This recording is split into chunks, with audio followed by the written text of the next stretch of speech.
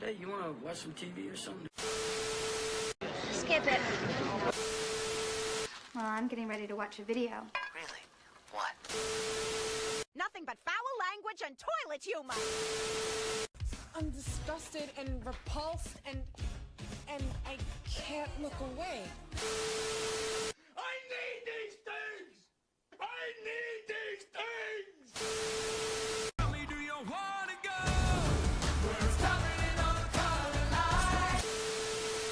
Oh, no way, Jose. This just in, go to hell! This conversation can serve no purpose anymore. Stop it! Stop it! Stop it! Stop it! Stop it! Stop it! Stop it! Mike, who are we? We are the Watch Skip Plus podcast. We are a movie review podcast with a lifestyle twist. My name is Mike, the WilldaBeast. I'm joined here with my co-host, Cupcake or Jose. How's things going? Hello. Everything's going great. I'm excited to hear what you thought about the movie that we're reviewing this week. By the way, Clue went great at the AFI. It was absolutely fun. I got dropped on my ass like 5 times. It was the best. I missed stunt work. How was your weekend? I spent it at an event that I'm going to do as a plus, so we'll discuss that more. Excellent. Okay. But yeah, I did an event with my wife, and we'll talk more about that. It's a plus. Sounds great. So what are we reviewing this week? We are reviewing, well, this is our first time reviewing a sequel, you and I together. So This is The Accountant 2. Or Accountant Squared, as it appears in the film. I was like, meh.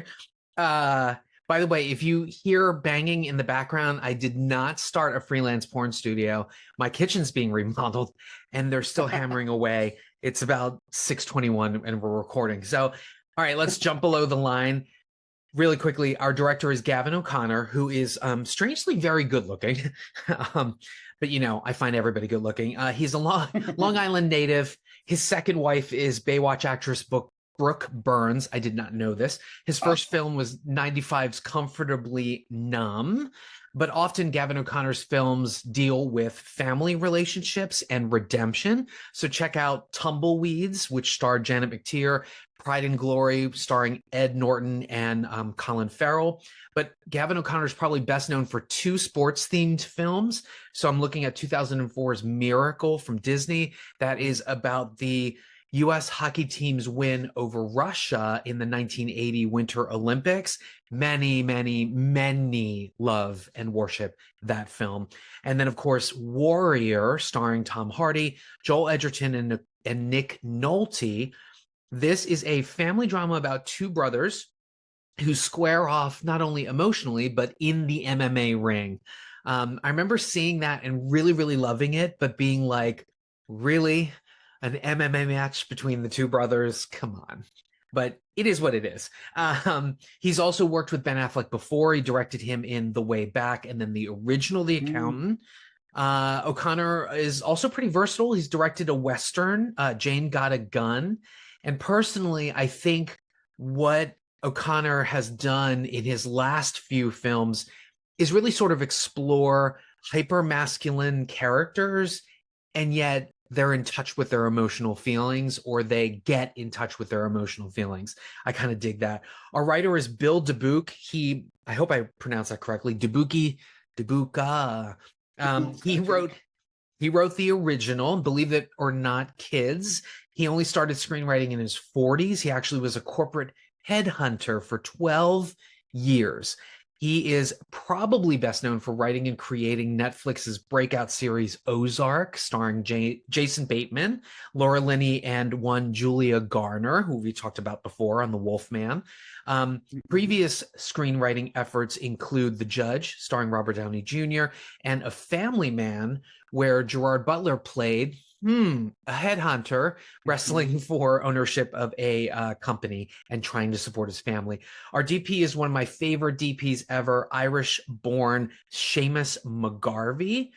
multiple nominations for Oscars, BAFTAs, and Critics Circle Awards, and these are for his films with Joe Wright, Atonement, and Anna Karenina,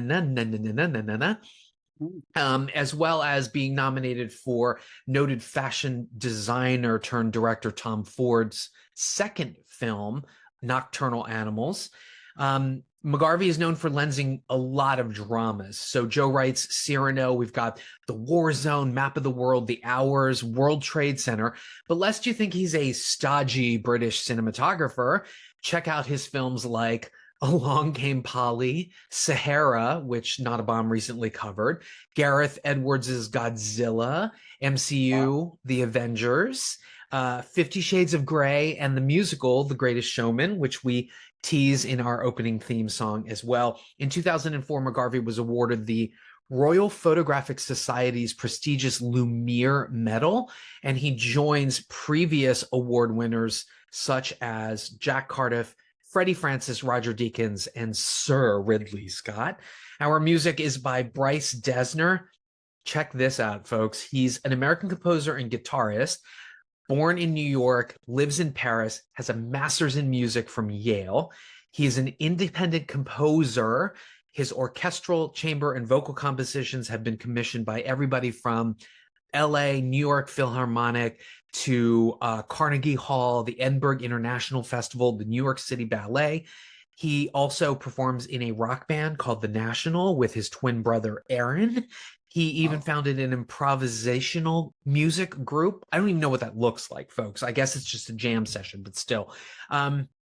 He also won the 2016 Grammy Award for Best Small Ensemble Performance for Blackbird's album Filament. He produced that, played on that, and then composed a work called Murder Ballads. Wonder what that's about. He's also collaborated with other artists like Philip Glass, Ryuichi Sakamoto, Alejandro Gonzalez Inarritu, Justin Peck, the New York City Ballet choreographer, and Taylor Swift, among others. He's also curated and founded several music festivals, including one in Copenhagen, and co-founded a record label. I mean, I feel like the man can do everything when it comes to music. So that's our below the line. On to you with the cast. Who do we got in this film? We've talked about most of these. I'm just going to go over about 5 and then we'll move right on. Of course, we're going to start with the big name, the Batfleck himself, Ben Affleck. He plays the lead in this, our lead accountant, or Charlie, or he has many different names and aliases. He plays a character that's neurodivergent. We're very much on the autistic spectrum. But we know Affleck, you know, he's done lots of great stuff. First thing I remember seeing him is whipping everybody's butts in what's it called? Dazed and Confused.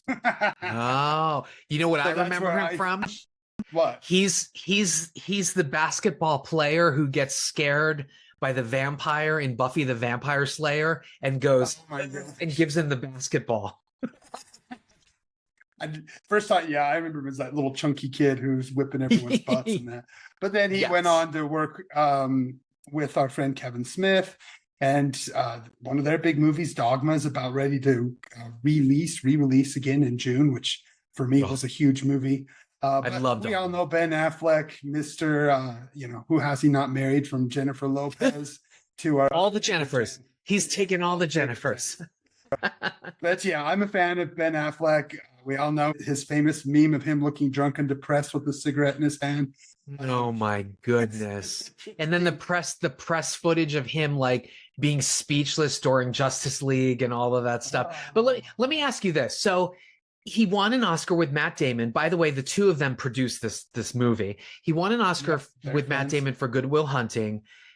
He directed The Town, which was great. And he's been in all these other movies, right? Like Armageddon. Michael Bay very famously was like, I think you need veneers, Boston kid. But when did the backlash start? Suddenly there was this Ben Affleck hate. Was it because of his movie was it called We Own the Night? I don't know. I don't even remember it. I saw it and it was terrible. But when did we start hating? Oh, I see. And then when he got back with J-Lo, I think everyone was like, well, you guys are both idiots. Like, you're both idiots. Like, that would be like her getting back with Diddy. It was just a stupid relationship. They shouldn't have got back together. but we're not here to Love is love, folks. Love is love. Love is love, but they are not and if together the- anymore.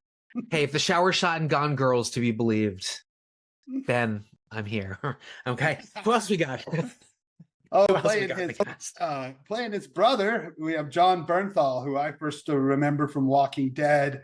He was in a little movie with The Rock called Snitch, Wolf of Wall Street. And I remember him playing The Grudge. He played Robert De Niro's son in that, which is when I really was like, God, this guy can actually act. And of course, we all know him as the Punisher. Wait, did you say The Grudge? Or Grudge Match? Grudge Match. That's what it's Grudge. called. Okay, yeah. Grudge Match. Yes. And then the Punisher, of course. That's Jon Bernthal. I remember Jon Bernthal. I fell in love with him when there was a ABC series called Eastwick, which came out around the time of The Walking Dead as well, and it failed. It was based on the Witches of Eastwick, but he was sort of the douchey, DV, like abusive husband, and I was like, this guy's an asshole, but he's so hot. And then, of course, he's cropped up in movies. He's worked with Taylor Sheridan, Those Who Wish Me Dead, starred opposite Angelina Jolie. I mean, he's just turned up in everything, and I'm here for it because I love him as an actor. Origin, he was really fantastic in Origin too. So he's a surprising actor. Who else we got? He really is. We have Cynthia Addai Robinson, who's also was in Accountant 1. She is British father, American mother, lived in Washington, D.C., became an actress at a young age. But I didn't really recognize her until Star Trek Into Darkness. She was in Columbiana and the new Lord of the Rings series. But I thought that she was really quite good in these Accountant 1 and this. Have you seen her in anything? Did you recognize her? Spartacus. She was in Spartacus. I never watched Yeah. And then I want to say, magic of editing, I feel like she was on Arrow at some point because I remember what's his face? Manu Bennett ended up on Arrow, and I was like, oh, are they just raiding the Spartacus cast? Oh, she played Amanda Waller in. Yes. That's interesting. I know, right? And then we got Viola Davis, the incredible Viola Davis as Amanda Waller. So I like her. I love her. I think she's great. I thought she's been really good in a couple things I've seen, and I really liked her in these movies. Next, playing a small part, just reprising his role from the first, J.K. Simmons. He was in the first Accountant, but I know him from his mean role in Whiplash, La La Land, The Sweetheart Dad, and Juno, and of course, J. Jonah Jameson in the OG Spider-Man movies. That's and the scary Nazi from Oz. That's what I remember him as. Scooter always laughs at me because whenever I see J.K. Simmons on whatever it is, by the way, he did some series on Stars called like Counterpart. It was really good. I heard that was good. But and of course, Red One, he played Santa. But every time I see J.K. Simmons, I'm always like, that man is so fine. And my husband is like, I don't know what you see in him. But anyway, whatever. It's totally cool. Juno to now, the man is like unaged. Like he looks like he's getting younger, stronger, more fit. I mean, we know that he's been back to the gym, but he just looks great. So it's always good to see him. JK, call me. JK. Anyway. One last actress we'll hit on, and that's Danielle Pineda. She's a Mexican-American actress. Her first big roles that I recognize after starring in many indies was in the Jurassic World sequels of Zia Rodriguez. She also played Faye Valentine in the Cowboy Bebop series. And she was in Plane with Gerard Butler. Oh my God, Plane, yes. No, I don't. Honestly, when I saw her in the film, I was like, why does she look so familiar? And I couldn't place it. But you're right, Jurassic World and Plane. I'm still waiting. Isn't the sequel called Boat or something stupid like that? I think it is. Boat. Plane.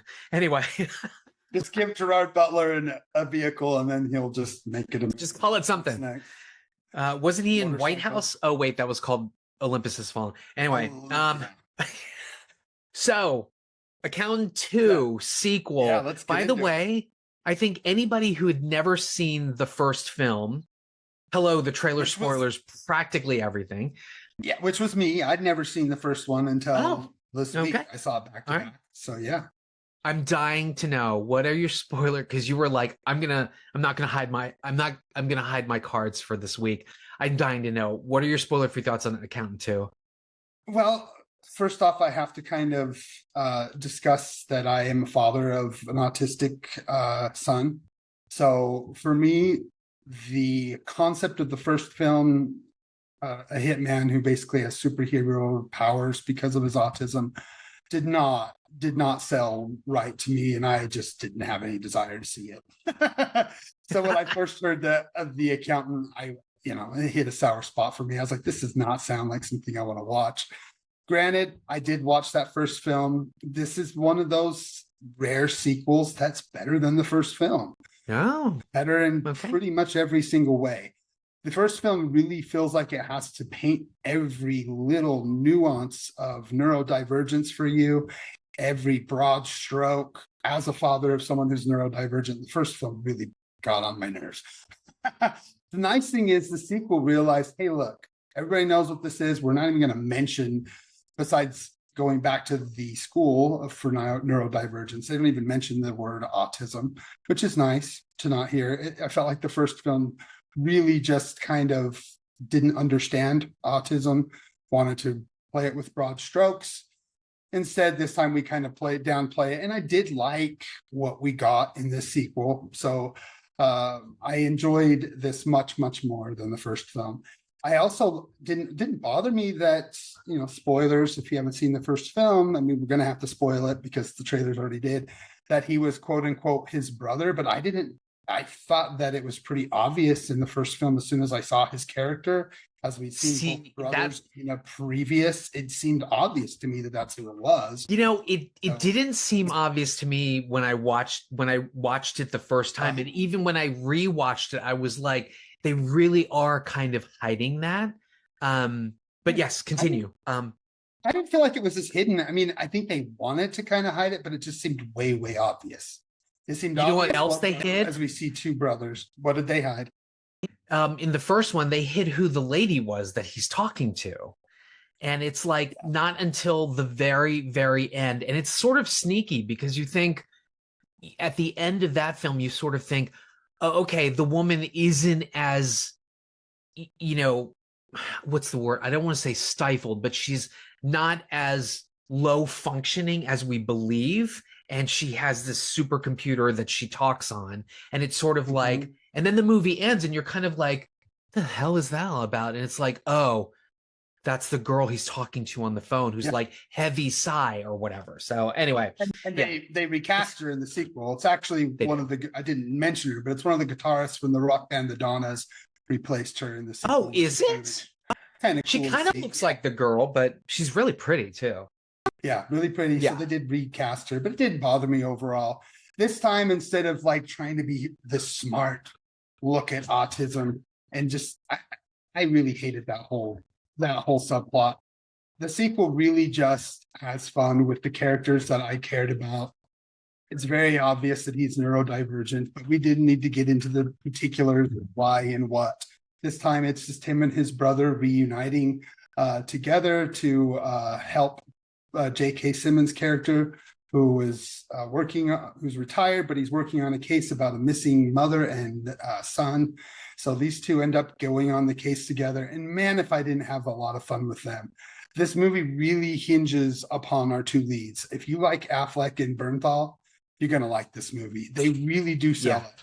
And they're awesome. I loved that Bernthal got more time, and what he does with Ben, like what they do together, really, really works. And Ben changed his character a lot. Watching him back to back, he has a different accent. He completely changes this character, which I guess in 8 years makes sense. He seems, and in a way, they kind of, it's weird. They kind of, I'll talk about it more, but they kind of break the rules maybe, or have his character progress. But I think, like I said, I'll talk about it later, why I thought that was kind of an issue with the writing. But anyway, go ahead. Yeah, it was an issue, but at least it wasn't like, oh, he has superpowers because he's autistic. None of that was mentioned here. None of that was really necessary, which but it shows this guy who's just trying to we see him trying to find romance, trying to reconnect, but again, being on the spectrum, he just can't communicate. He just can't understand. People don't understand him. He can't communicate the same way. Nonverbal cues don't mean anything to people on the spectrum. So it's just hard for him. We see him trying to speed date, which I thought was really fun and entertaining. The more and more time we spent with Affleck's character, the more I enjoyed him, the more I just forgot about the flawed first film and just enjoyed this more. Because after I watched the first movie, I was like, oh my God. What am I in for?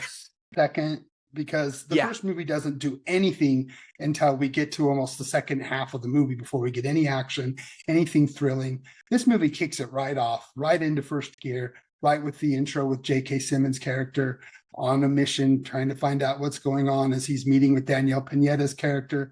I liked that twist. I liked the way that was written with Pineda's character. All in all, I really did enjoy this film for what it is. It's a older skewing action film. It's not something made for the 20s and 30-year-olds. It's nice to see something that's made for adults. I mean, 10 to 20-year-olds. It's made for 30, 40-year-olds. So it's nice to see something made and written and directed for adults. It's fun, but it doesn't demean us this time. It seems like the writing is better. It understands now the characters without having to paint it out. But overall, I had a good time with this. These movies both of them could have been cut by 15 to 20 minutes, but I say that almost every single week. I think me too. Movie is Me too. Perfect. You don't need a 2 hour and 7 minute long action sequel.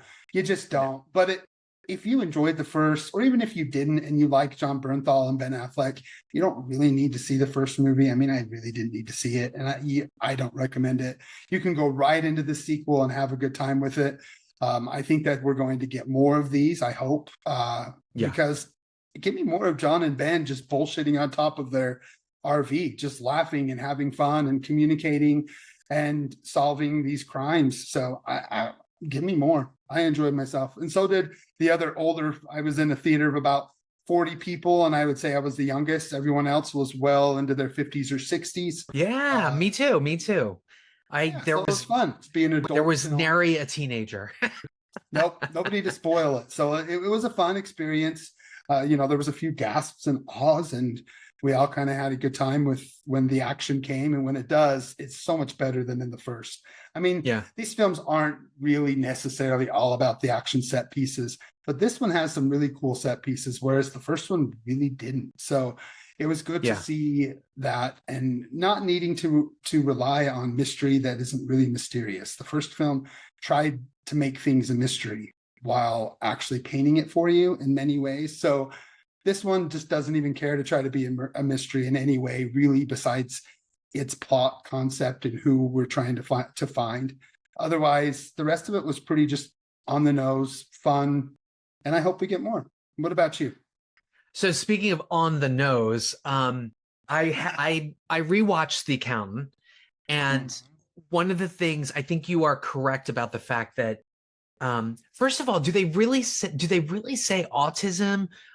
Because I know they don't say a couple times. I know they don't say neurodivergent, but I know they mention his thing as being autism-like in some ways. But one of the things that they mention it as Asperger's, which we no longer say. So it's a few times they show like written down Asperger's and talk about autism, and then they mention that the school is a school for neurodivergence. I always saw his character not really as autistic, but sort of as like a savant, maybe on the spectrum, maybe. But as much as I actually enjoy the first movie, because I think that Affleck's performance in that first film is almost anime-like, because he doesn't say a lot. He has to do a lot with his like eyes and stuff. And so you can almost see when he looks sideways, if it were an anime, his eyes would just be like a line, right? Or he has a face expression and his lips literally would become like a circle or something during an anime movie. But the cinematography was definitely way too on the nose. There are shots that like frame him as if, he's set off from the world. And again, a lot of that was just way, way, way on the nose. I will say this. It took me a while to figure out that the lady at the end was the lady that he was talking to through the whole film. Because I remember coming out of the first film and being like, so who the fuck was he talking to? And then like, my other friends had to be like, it's the Justine girl. Yeah. And her dad owns the neurodivergent school they're at.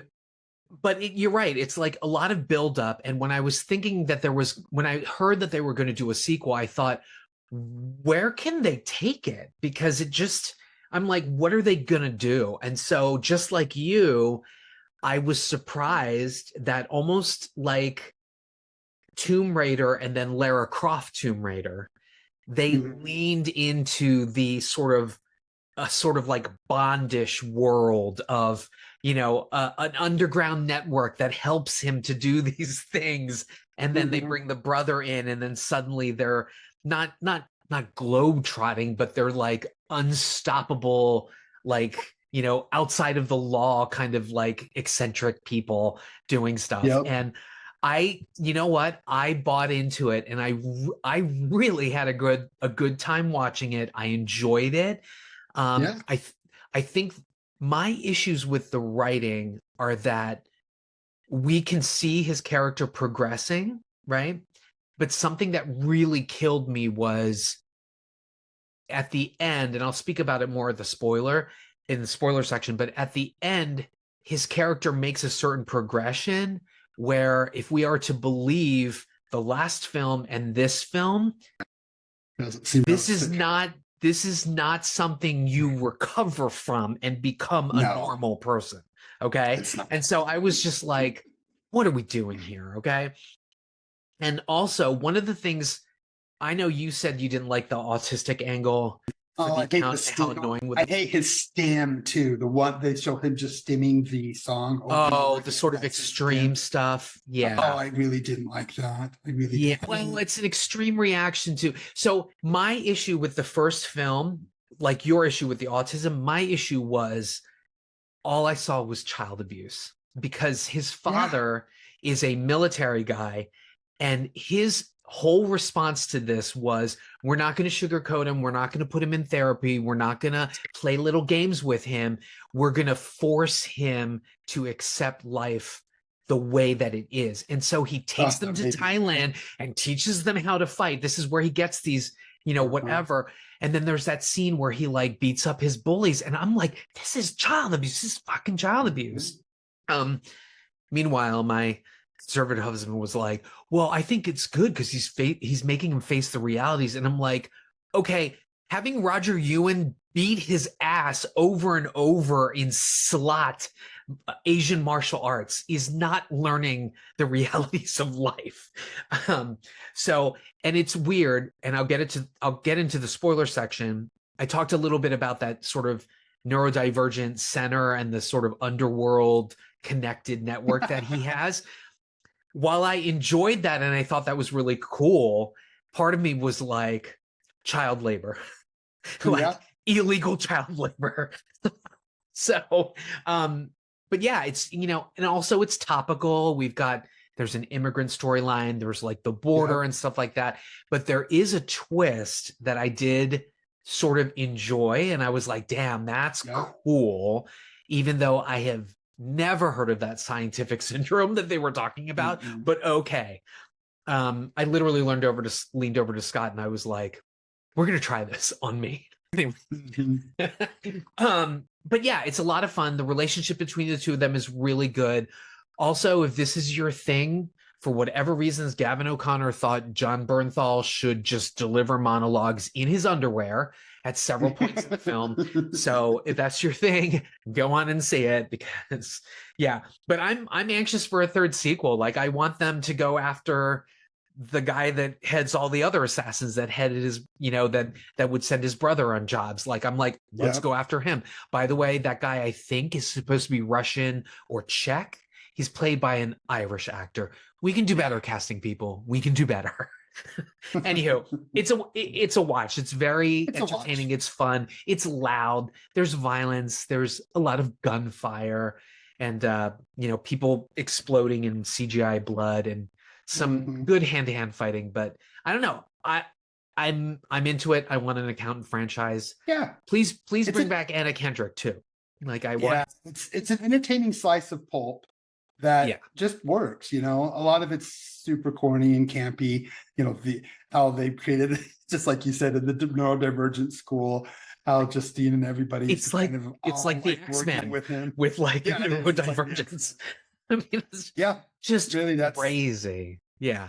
Insanity. That's what they made the first, like it ended like he was going to Xavier's school. That's how they made it feel like in the end.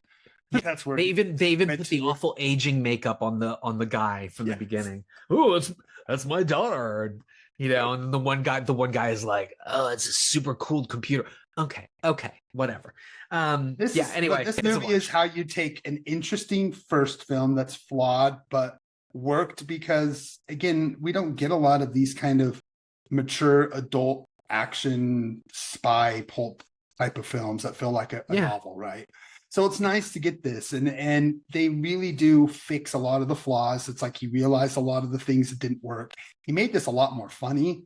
He amped up the comedy by writing some great dialogue for Bernthal, he really is the shining light in this. I mean, whereas he just kind of pops in and out, didn't feel like he fit the first film. It was almost like he was just in there to get ready for the sequel. I think that they wrote his character a certain way so that they try not to give away that he's his brother. I remember seeing that in the theater and being like, his brother. But I mean, whatever, they play it up. I certainly thought that Anna Kendrick was going to end up being Justine, but then I was like, no, because Anna's younger than Ben Affleck. But they could have written that. But this sequel is really good. I like the relationship between him and his brother. Again, talking about this sort of men who are in touch with their feelings, and it, usually Gavin O'Connor's movies, like the men, they know that their emotions are there. They know what they want. They don't always get it. And then they sort of like sublimate and project all of that into like violent activity or like, physicality. So it's an interesting take on masculinity, which I don't know. I kind of dug it, but I was going to say one more thing. I think people who really love the first one, I think that this approach to sort of go the comic book James Bond route, I think it'll throw some fans of the first film, because the first film is like drop dead serious. And this one is very comedic, as we see he has somewhat adjusted to life, but not really. And so there's definitely more comedy. It's definitely Lethal Weapon, buddy, brother. But it's just great. They're wonderful together. It's great. It's a good movie. It's entertaining. It's fun. Yeah. And Ben actually improved. I think he does a better job in this than he did the first. He does. Film. It's like he feels like he understands his character, and he really does, like, makes you feel for it. Instead of this like robotic person who's a robot because of his diagnosis, this is much more than that. So I was pleasantly surprised. I thought I was going to come back and be like, you made me watch two shitty movies, Jim. No, but I ended up having a good time. I really did. Good. All right, so we're going to head into spoilers. If you have not seen The Accountant 2, we're going to spoil this before you can say acquired savant syndrome. In 3, 2, 1. First of all, let's talk about the twist. So as we know, in The Accountant, it was sort of baked in that Bernthal was part of a network of black bag assassins, right? And in the beginning, we meet the Danielle Pineda character, who ostensibly seems like one of these assassins, right? She kicks ass. She knows who's watching. She knows where the cameras are, so she keeps her head down. And the twist of the film is that she is actually the person J.K. Simmons is looking for. And I think he figured that out, right? He figured it out. Did, but he realized that there was some sort of weird amnesia factor. And that's what he really needed to get to the basis of. And so what the movie tells us in a great sort of reveal is that he is trying to search for a family of undocumented people who sort of went missing as they crossed over the border. They got mixed up with, sex traffickers or what have you. I think the father was killed. The wife went to America, tried to make an honest living, was trying to support the kid, got caught up in the sex trafficking. They imprisoned the kid in like this Mexican like sort of prison. And she ends up getting attacked and raped and has a car accident. And then what we see from the car accident is she requires plastic surgery. And then she has this acquired savant syndrome where her last emotion, which was fighting for her life and fighting against like horrible men, suddenly became her full personality. And she evolved into this sort of like avenging angel who killed men, and there was no emotions behind it. I thought that was pretty interesting. And so it's revealed that the Daniela Pineda character is in fact the woman that went missing, but the son is still alive. So then they've got to try to figure out how to neutralize her and not be killed by her and the other people running stuff. I think it was probably a little more convoluted than it needed to be, but way more.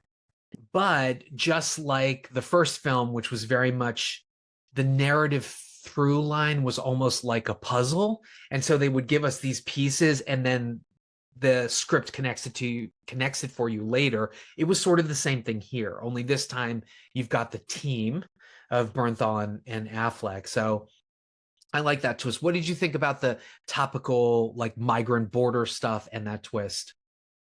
Yeah, I thought it did. The only thing I didn't quite understand, which I guess they didn't need to tell us, but why was JK involved with this? How did he get involved? We don't really know more so than outside of that picture. But again, it's enough. This just feels like a pulpy like novel, like some kind of pulpy novel that you would have picked up, almost like a Grisham novel or something, right? Yeah, like more James Patterson than say John Le Carre or something. But yeah, for sure. Where we're just like we're talking about things and then we build up and we have a couple of action scenes, and that I do love the way this builds up to a great final third. Like we kind of get that in the first film, but that final third is really great. But in the end, I don't think it was trying to say much more than, yeah, we need to, not every Mexican is a bad person. Not everybody is bad. And what's going on with, right now is not a very good thing. So it didn't go very deep, very surface level, I felt like. But yeah, it was interesting enough. But I did like the writing in the respect that the Cynthia Addai Robinson character from the first film, at some point she's like, yo, I can't deal with your shenanigans and your murderous brother. And she splits from them. I've never seen that. I've never seen, because I was expecting that they were going to be like a trio. And she literally was like, I'm just going to drive away with this man in my trunk, which I thought that whole bit was hysterical. That was funny. Right. But it's good. The action's really good too. I loved Bernthal's introduction scene because not only do we get his monologue while he's in his boxers, we get that bizarro scene where he's talking to this woman and we're like, okay, he's probably waiting for the husband to come home. But it turns out that like after his brother calls him, he's like, he's already killed everybody except for the woman that he's conversing with after eating ice cream. He walks out and jumps over bodies. He's like, and jumps over bodies. Exactly. There's a lot of good setups here. And then just the whole emotions of the like, actually, you know what it reminded me of? It reminded me of like JD Vance saying to, what's his name? Volodymyr. It reminded me of JD Vance saying to Volodymyr Zelensky in the Oval Office, did you ever say thank you? Because that's Bernthal's whole thing in this film. He's like, did you ever think about me? Did you ever say thank you for having my back? Thank you for me always supporting you or whatever.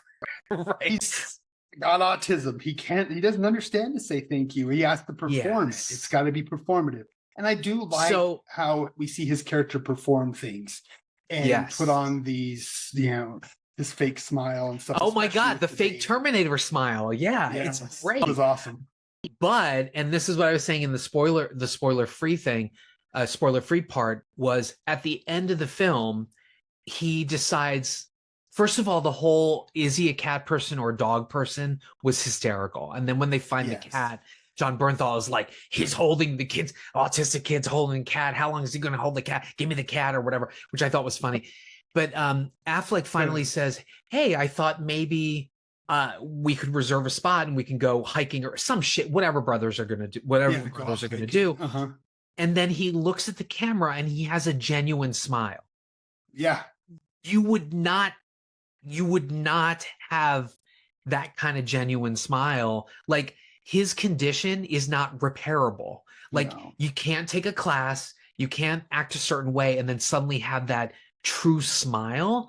And so, I mean, we register it as a true smile, but his character should not have. That should have been a fake smile at the end too. So in a way it was like, oh, okay, he cured himself, I guess. Now he's just this weirdo assassin guy like Barry or something. I don't know. But so some of the writing is a little, but it's all in all, it's fun. It is fun. And I did like how they dove into the trauma of the brothers and them having those conversations about what their father, going back to, they indeed do say, dad was abusive. Like, what dad did wasn't okay. He ran off our mother and she went off and had another family. And the way that they showed up at that funeral in the first, oh my gosh. So I know. It's a lot, right? But then they connected at the end and he's like, why'd you have to go to that funeral? Mom was a bitch. She abandoned us or whatever. And I was like, really? You're doing this? John Lithgow's cowering in the panic room and y'all are doing this family thing. But you know what? That's what O'Connor does. That's his thing, like if you look at Warrior and then you look at this, that's kind of like his thing. But in some ways, The Accountant was kind of like X-Men 1 or Men in Black 1. Once they establish the universe and the characters and what they've got, then they can have fun. And so this was great. So let's go back to the neurodivergent center. So what we find out is that when he goes on these jobs, he sort of takes money and he gives it all back to that neurodivergent center. But what we soon learn in this film is that Justine has like a underground command center where there are a team of teen hackers, neurodivergent hackers who help basically Ben Affleck like hack into camera systems, FBI databases, things like that. Did you see one of the fucking kids had a sigh? He was twirling a sigh like Elektra in the background. Like what is this? But as cool as that is, I'm like, okay, great. That's great. They're hackers and they're doing all this stuff and they're helping and blah, blah, blah. I thought to myself, it's another subjugation or like child abuse in some ways, Like I was like, I don't feel good about the fact that they're using these neurodivergent kids to do hacking, even though it's in service of like finding like killers and murderers and stuff like that. I'm like, these kids don't know any better. They're just being abused again. So shame on me, I guess, for taking that alternate take on it, but it didn't feel good watching those kids like, yoked into hacking stuff. I don't know. They seem to enjoy it, but having a son who is on that spectrum, once they find what they love to do, they'll do it. Like my kid painted over and over the same painting on the same canvas over and over so many times in different ways that, there was a layer of paint like this, like 100 layers of paint. It just kept painting over it and over it and over it and over it. And it just, once they find something that they really love and they're good at and they want to do, they're just going to keep doing it over and over again. So that made sense to me. Some of the stuff made sense. It felt more real. This seemed more real, whereas the first one seemed like they were just, again, turning it into a superpower. Like Kanye saying, my bipolar is my superpower. Right. Again, yes, I believe that some people are able to be more in touch or in tune with certain things because of what we go through, but it's not a superpower. It's definitely sucks. It's hard to deal with, and it makes life difficult. But over and all, these movies, I think, it's funny, I asked my kid if he'd seen it, and he was like, no desire. Because I think the same as Love on the Spectrum, my friends and family members who are on the spectrum hate that show in the way that it hates autism. So again, it's one of those things where it's hard to get it right. I feel like they do a better job on the sequel getting it right, because I felt like I was watching these kids who had, even though it felt like child abuse to you, it felt to me like they were just doing what they were good at. Like they were in tune, they were in touch with their talent, which once you can figure out that talent with someone who's on that neurodivergent scale, man, they can just take off. And I like that about it.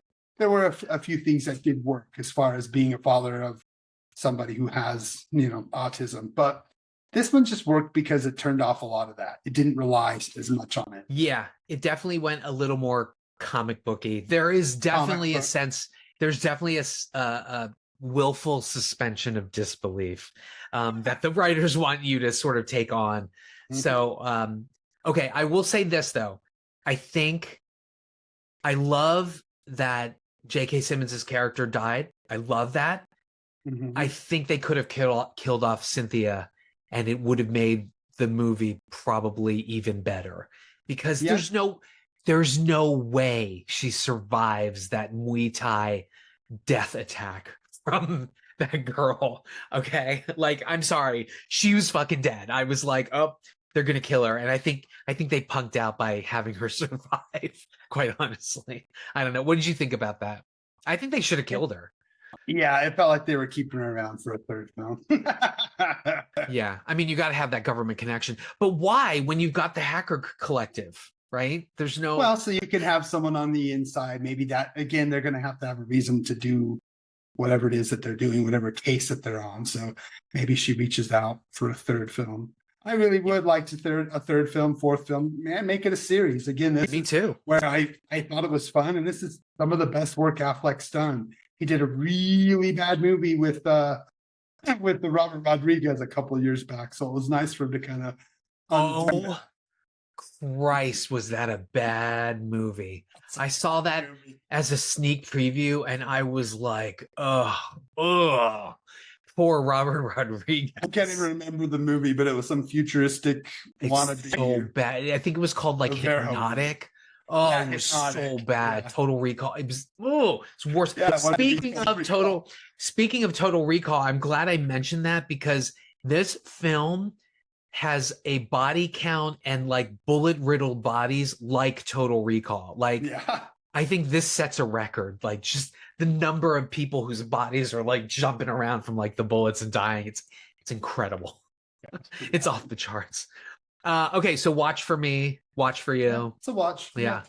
Bring on the third, folks. Gavin O'Connor, we're looking at you. Give it to us. We want it.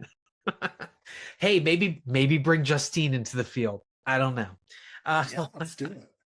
All right, so pluses. What do you got this week? You said an event. Yeah, you want to start with me? Yep.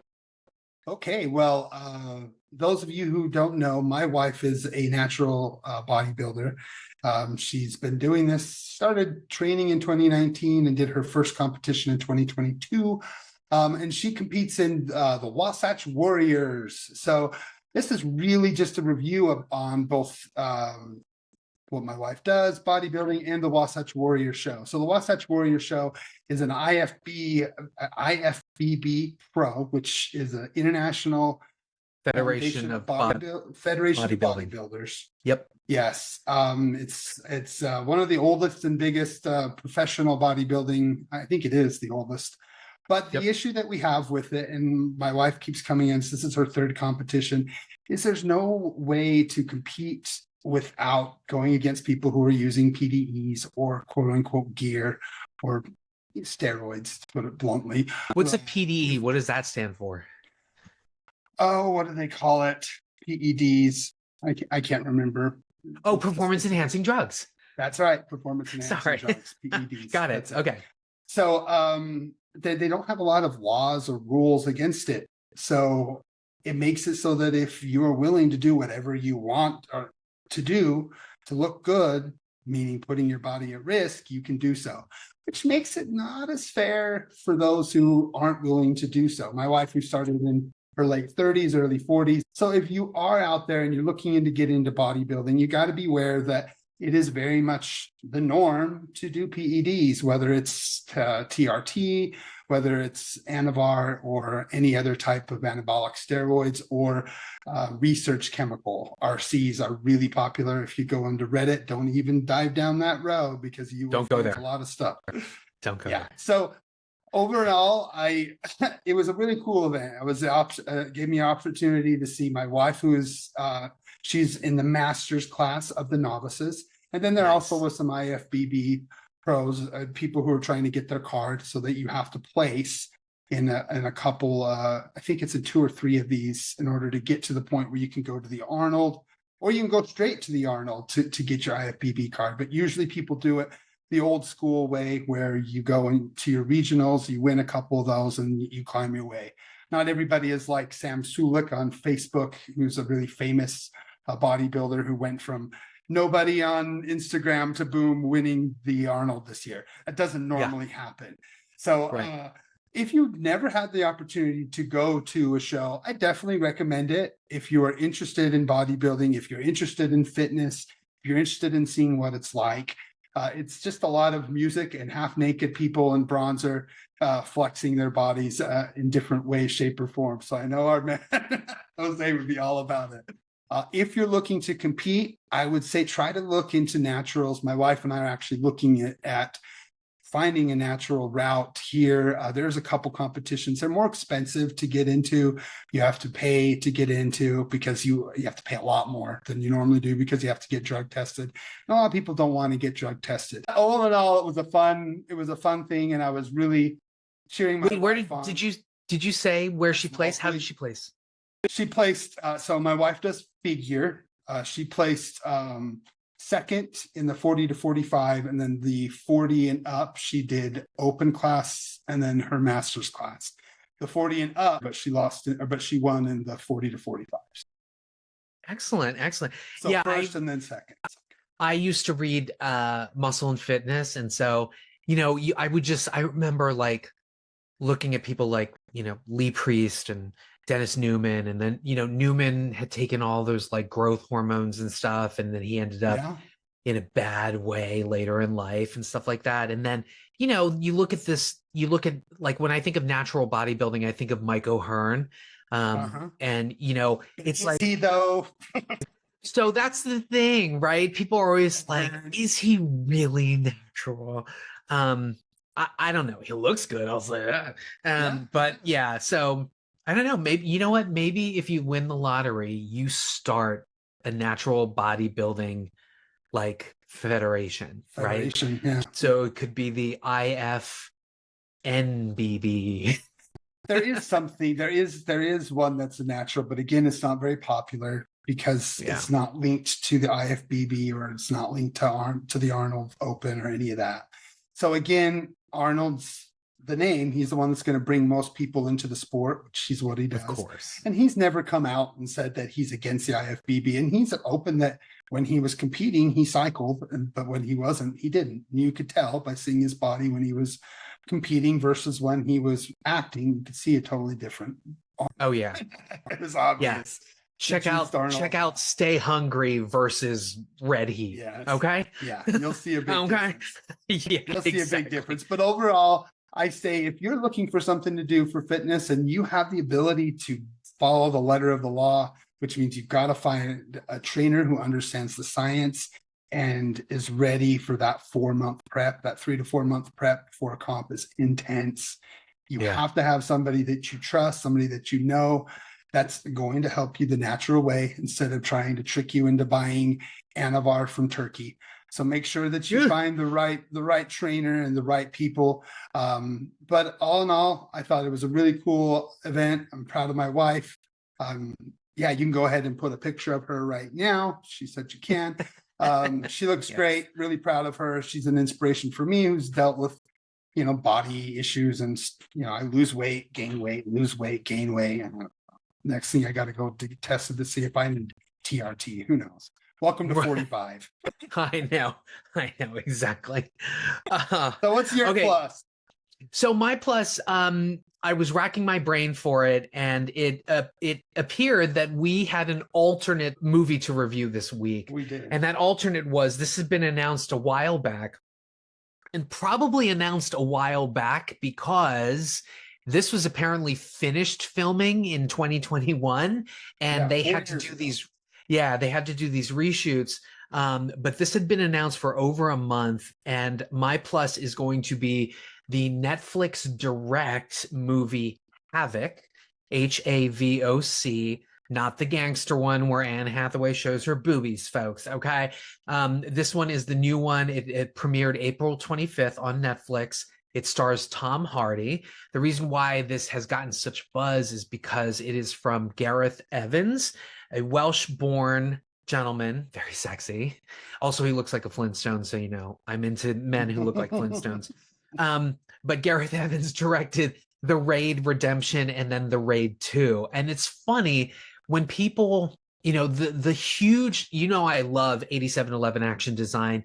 Those are the guys that were behind John Wick. They were behind Nobody, Atomic Blonde, The Fall Guy, David Leitch. He founded 8711 Action Design. It's funny. A lot of people are like, "Oh, this movie is a John Wick. It's very John Wick-like."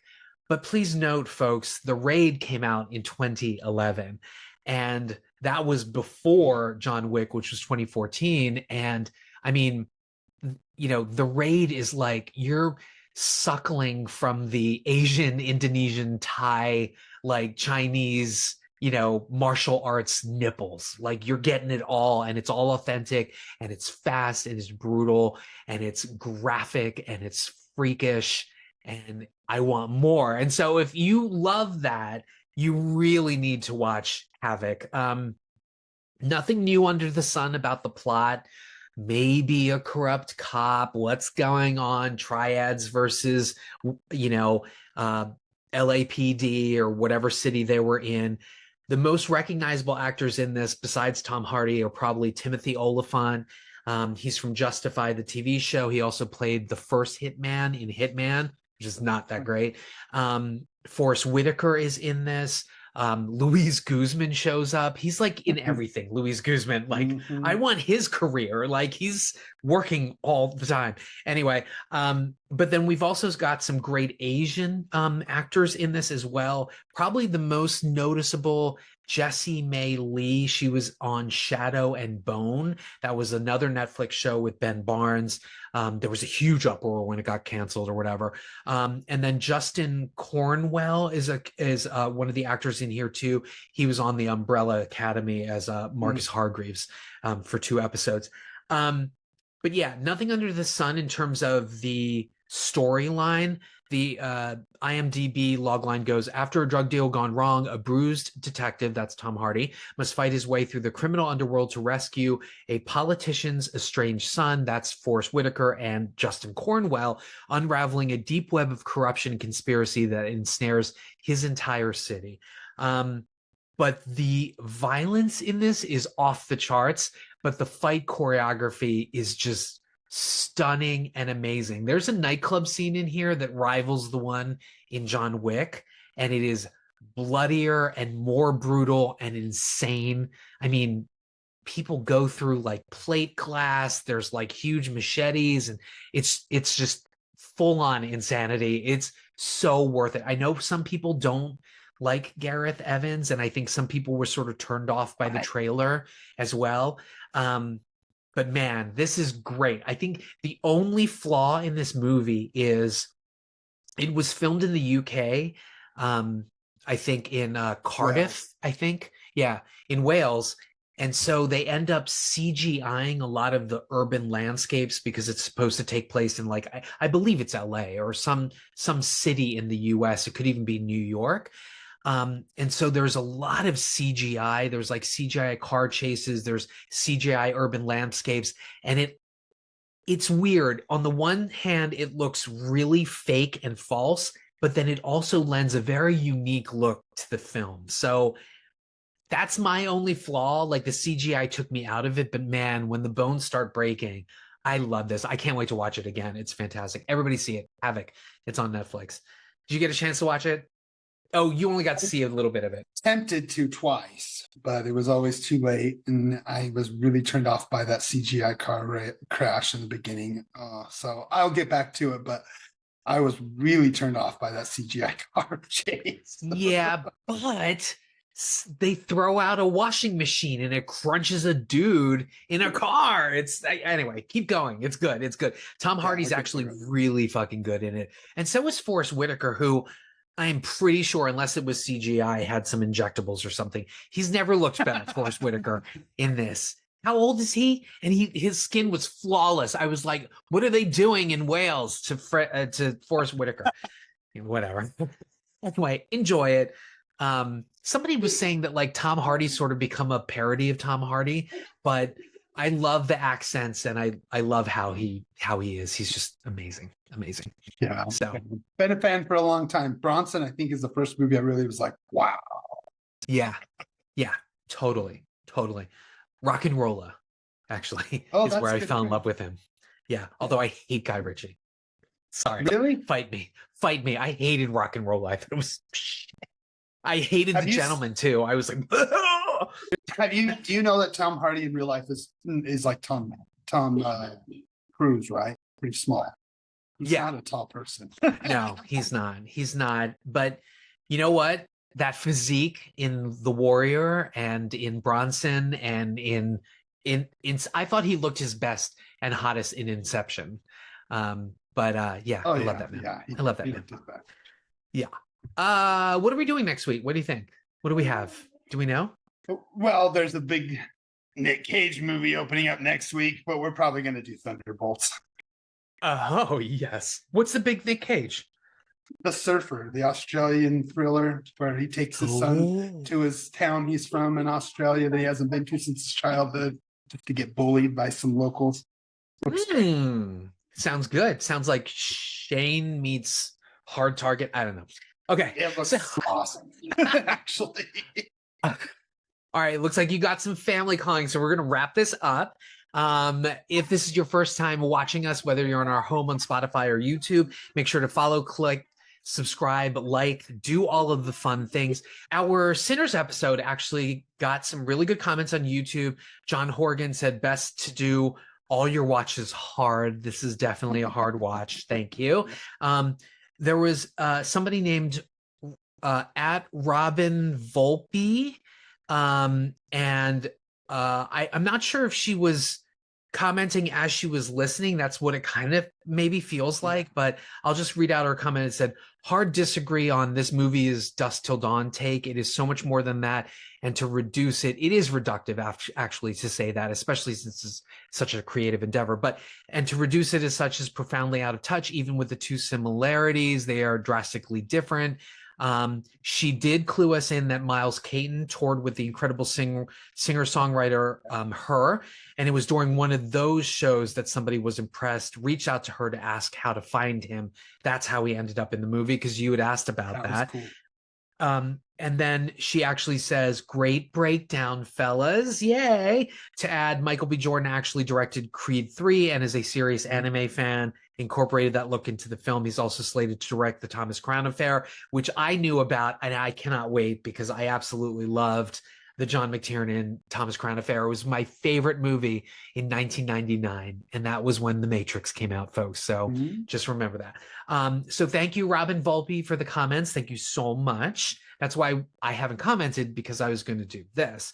And then, of course, Death by DVD commented, Michael B. Jordan should have been credited as Michael B. Jordan and Michael A. Jordan for the double roles. I like that. That was funny. So, okay. But yes, leave a comment, leave a review, click like, subscribe, the bell button when you get a new video. If you love us, you'll also love The Gentleman's Guide to Midnight Cinema and Not a Bomb. Those are our pod fathers. Friends with Cinefits, our pod brother, Alex. Night of the Living Podcast, Wild Dream Podcast, Death by DVD, Raiders of the Podcast, Backlook Cinema, and now for something a little bit different with John Horgan. He was one of the commenters. Caliber 9 from Outer Space, Feminine Critique, and then Talk Without Rhythm with Goro. Yeah. Goro. All right. Parting thoughts? I don't have many parting thoughts. Just people, just take care of yourself, take care of your mental health. Oh, last episode I did talk about my friend Chris. She did pass over to the Rainbow Bridge. Tomorrow is her. We're all going to get together and do a celebration of life. So again, hug your people and fuck you, ALS. Like just the worst fucking disease ever. So and yes, rest in peace, my friend Christina. Rest in peace. Rest in peace, Christina. And ALS and cancer and all those other diseases can go fuck themselves. Yes. And speaking of cursing, be open, be vulnerable, be kind. And that's where the art is. We'll see you guys next week. Bye. See ya. Bye.